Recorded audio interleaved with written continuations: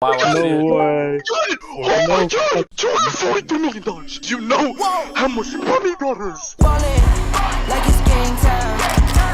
Locked in when it's game time. Yeah, I'm ballin' like it's game time. I wake up, flex, I'm down now. Check, no drip, this time to run it.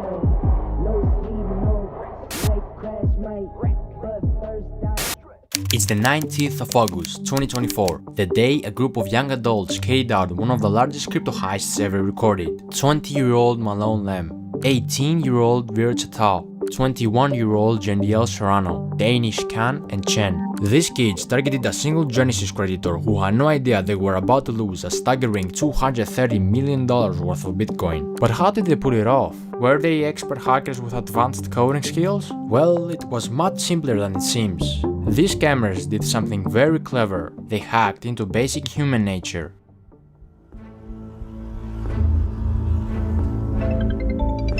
It all began with a phone call, a seemingly harmless contact from Google support, but this call wasn't from Google at all. Using a spoof number, Veer Chetal, also known as Wiz, convinced the victim that their personal accounts had been compromised. With this false sense of urgency, he gained access to the victim's Gmail and iCloud, where he gathered key security information. Another call followed, this time from Jeandiel Serrano, aka Box, claiming to be a representative from Gemini, the crypto exchange the victim used. The victim was tricked into believing their account was under attack. Under pressure and convinced they needed to act fast, the victim reset their two-factor authentication settings, giving the thieves the access they needed to take control of the Gemini account, quickly sending funds to a compromised wallet. The situation was spiraling, but the victim had no idea. When he was asked to use AnyDesk, a remote access software, it seemed like another step in securing their assets, but in reality it was the final blow. As the victim unknowingly shared the screen, the private keys to their Bitcoin wallet were exposed, and in just a few clicks, the digital fortune was transferred into the hands of the thieves.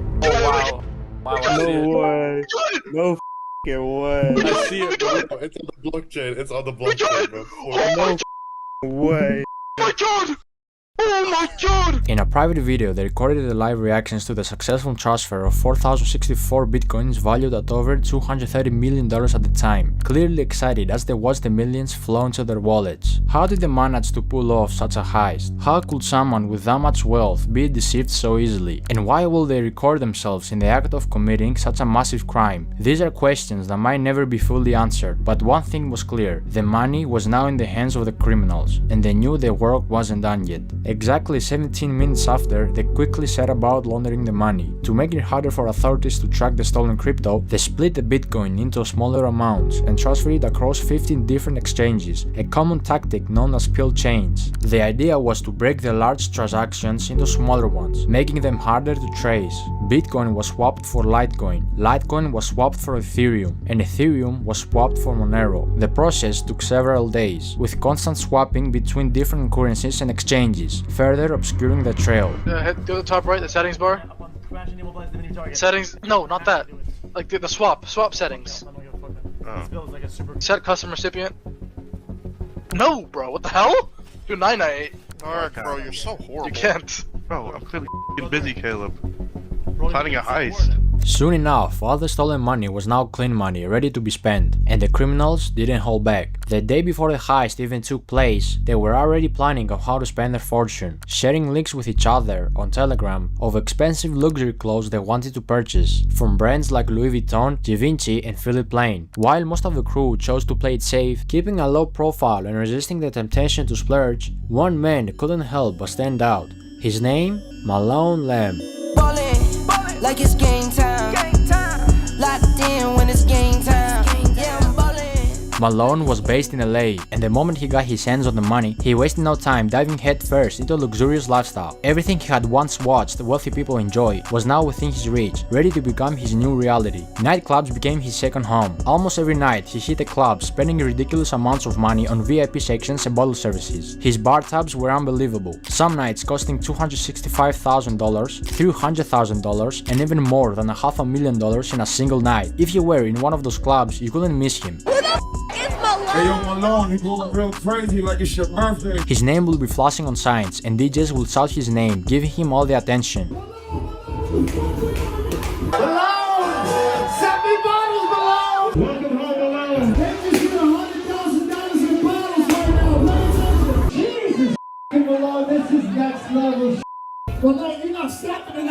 He quickly became everyone's favorite because whenever he was around, everyone got to drink for free. He threw around cash like it was nothing, and one time he even handed a DJ a massive 6-liter bottle of Golden Ace of Spades champagne, which could cost anywhere from $25,000 to $60,000. Another time he tipped a DJ $2,000 and had all the unopened bottles in the club sent straight to his house. He even tipped me $2,000. When I tell you the amount of bottles he sent me that I took home brand new, everything sealed, brand new. But as fun as LA was, it still didn't feel like enough. He craved more attention, more luxury, more extravagance. So what did he do? He chartered a private jet to Miami. There, he took his spending to a whole new level. In Miami, Malone settled in a waterfront mansion. This place wasn't just any house. It was a $10.5 million estate with a $62,000 a month rental price tag. This mansion was massive, covering over 8,500 square feet, with 25-feet ceilings, 10 bedrooms, and a huge pool with a jacuzzi. It had 2 big front gates and a garage with a spacious driveway that was later filled with expensive supercars and luxury vehicles. Malone bought a black Mansory SF90, a white Lamborghini Urus, a fully kitted out white Mansory Lamborghini Urus with baby blue interior, a matte black Lamborghini Revuelto, the new Porsche 911 GT3 RS, the new Ferrari SUV in black, 2 Mercedes-Benz G-Class, 1 in grey, 1 wrapped with matte black camo, a convertible matte black and pink Rolls-Royce Dawn, a blue BMW M4, another Lamborghini Revuelto in matte grey, a blue Lamborghini Urus, an all-white wide-body kit Lamborghini Aventador SVJ with Malone's name written on the bottom of the door, a matte black Ferrari 812 Superfast, another Lamborghini Aventador SVJ in blue, a pink Urus,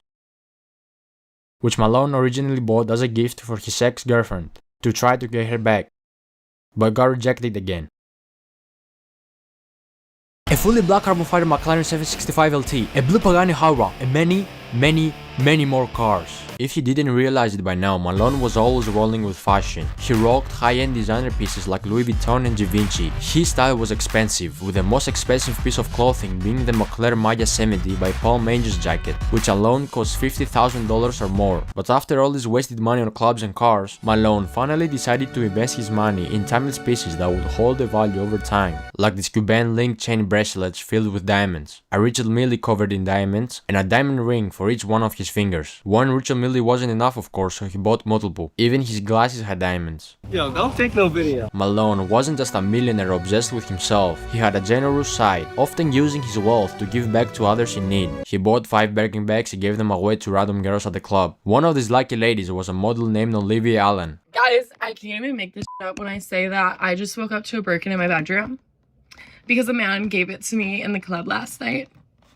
This is your sign to go clubbing. Another lucky lady who got a Birkin bag was famous TikTok star Sky Bree. Me and my 2 girlfriends walk over to the section, and this kid, I'm gonna refer to him as like a kid. I mean, he was definitely over the age of 18. He looked pretty young. He comes towards me and he's like, I got this for you.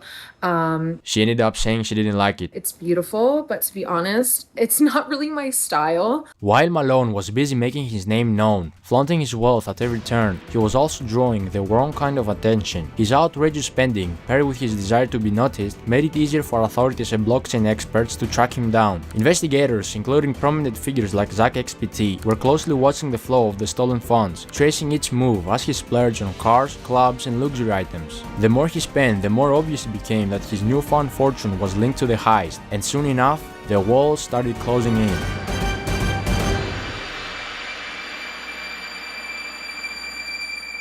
Malone thought he was untouchable, but behind the scenes, law enforcement and experts like Zach XPT were already connecting the dots. Through his flashy spending, investigators tracked large transactions linked to the stolen Bitcoin, using blockchain analysis to map out the movement of funds. What's more, both Box and Wiz slipped up during the process of laundering the funds. On several occasions, they accidentally leaked the stolen funds with their personal assets. Wiz, for example, also leaked his full name during a screen recording, while Box reused deposit addresses, making it easier to trace the funds back to them. These mistakes, combined with recorded conversations and digital footprints, painted a clear picture of the criminals' activities. By mid-September 2024, the FBI and other authorities had gathered enough evidence to act. On the 19th of September, federal agents raided Malone's Miami mansion, where he was arrested, surrounded by all the luxuries he had bought with a stolen fortune. We hear boom, and we thought that was a shooting in the neighborhood, and we saw a lot of police.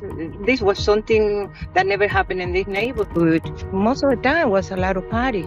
It was party because I can hear from my house the music. It was a stark contrast. Malone, who had lived like a king for just a short while, was now being led away in handcuffs. Authorities were able to freeze over $9 million in stolen funds, with $500,000 already returned to the victim. However, a significant portion of the stolen money remains in cryptocurrency wallets. At the time of making this video, $21 million linked to Box is still sitting in one wallet, while Veer Chetal, also known as Wiz, has around $39 million tied up to his account. Additionally, $4 million of Malone's funds remain untouched in another wallet. But what happened to everything else he bought? The cars, the clubs, the private jets, and all the flashy stuff. See, when a criminal buys luxury items, like cars, with stolen money and later gets arrested, the government steps in and seizes those assets through a process called asset forfeiture. This allows law enforcement to take control of anything purchased with illegally obtained funds, such as cars, houses, or expensive jewelry. Once these assets are seized, they are usually put up for auction. In many cases, dealerships or buyers, including the same dealer who originally sold the cars, can purchase them again, often at a lower price than they were initially sold for. The money made from these auctions then is used in a couple of ways. A portion of it will go toward compensating the victims of the crime, helping to recover some of the stolen funds, while another portion could be used to cover the cost of the investigation and legal proceedings. If the victim is lucky, he can get 50 to 65% back after the auction and administrative fees, the cut the investigators will get. However, in Malone's case, 3 of the cars he purchased, the Mandarin Lamborghini Urus, the Lamborghini Revuelto, and the Porsche 911 GT3 RS, were later transported to LA following his arrest. These cars were spotted by EFF Spot, a popular YouTuber who is known for his rare and expensive car spotting videos. In this particular video, both the Revuelto and the Porsche appeared with noticeable damage. The Revuelto had significant front-end damage, while the Porsche was dented in the rear, suggesting that the Revuelto had likely rear-ended the Porsche. This kind of damage will undoubtedly decrease the value of these cars when they go to auction, significantly reducing the amount the victim could recover. The same process will apply to the clothes, jewelry, watches, and designer glasses that Malone purchased. These luxury items are likely to be seized by authorities and auctioned off as part of the asset recovery process. High-end watches, such as his Richard Mille pieces, are particularly valuable and could bring in significant amounts at auction. While designer clothes typically depreciate in value, Malone's expensive pieces will still hold enough worth to help recover the funds for the victim. As for the wild spending in clubs, that money is pretty much gone. When you blow $500,000 in a single night on bottle services and VIP sections, the clubs aren't held responsible for giving it back, especially if they had no clue the money was stolen. Same goes for the private jets. Those jet companies provided a legitimate service, so the money Malone spent on his flights is long gone. In conclusion, while most of the big ticket items can be seized and auctioned, much of what Malone spent on services, like clubs and private jets, is lost for good. This story isn't just about a major heist or the luxurious lifestyle Malone enjoyed for a brief moment. It's a lesson in greed, the dangers of showing off wealth that wasn't earned, and how quickly everything can come crashing down. Despite all the money spent, the nights out, and the flashy purchases, Malone's dream life was built on stolen funds, and it was only a matter of time before it fell apart. Authorities might recover some of the stolen money, but the damage done to the victim and the recklessness of Malone's spending spree are a reminder of how easily things can slip away. For Malone and his friends, what started as a wild ride of lavishness ended in arrests and their names tied to one of the biggest crypto crimes in history. In the end, this heist shows us that no matter how clever the crime or how big the payout, the law always catches up, and the price they paid was far greater than the short-lived luxury they enjoyed.